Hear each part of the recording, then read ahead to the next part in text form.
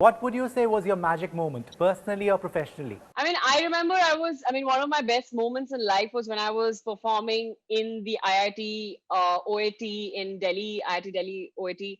And it was just like a pin drop silence the moment we started dancing. And it was just one of those moments where you realize how powerful performance is, and it was like incredible. And then if I can think of, there was one time 2 years ago, I was in the presence of the His Holiness Dalai Lama, and I was just like, I was just standing there. I didn't even go close to him, but I was just standing there in one corner watching him from a distance and just sobbing. And it was almost like his aura was just like cleansing me from within. It was just one of those magical moments. But yeah, there are a lot, like various kinds of magic moments, honestly. But it's funny, Shayani, you mentioned this, the dancing bit, because I was just listening to this one podcast in the morning, which is like the spiritual podcast that I listen to, and they were talking about how, the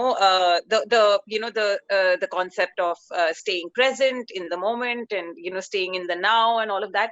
And I was just thinking that the only times that I've truly experienced that sensation, or at least the times that I've realized that I'm experiencing that sensation, those times have been when I'm performing, when I'm dancing, like on stage or something. And or like even in front of the camera, sometimes when you are acting. And unfortunately, in front of the camera, it's not as I mean, the idea would be to increase the frequency of such moments even in front of the camera, because it just, there's so much going on a set. There's so many things that are playing in your head, and there's the technical aspect of acting, light and mark, your position, your co-actors, your dialogues, your all of that, your costume, your heel. There's so much happening, but somehow on stage, and especially for me with dancing, it's just that sense of just being lost in the moment and not remembering it,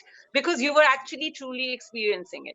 So I think my and again, and it's uncanny that my other example was also about His Holiness Dalai Lama, and I had a very Wow. similar experience where I saw him. I didn't know, and I was waiting for my parents.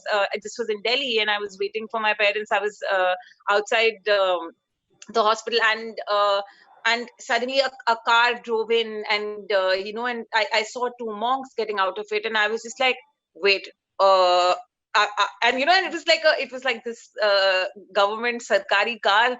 And then suddenly His Holiness Dalai Lama got out, and I was like, no way. And I just, and somehow, it just, again, it felt like, or whatever, or maybe I'm romanticizing it, but it just felt like this, everything just came together, because I was also listening. I happened to be listening to Knocking on Heaven's Doors, the song, and suddenly this happened, and I'm suddenly correlating all of them, and I started crying, and I was like, and I didn't know why I was crying. They were happy tears, obviously, but it was just this, like, this surge of emotions that I was feeling.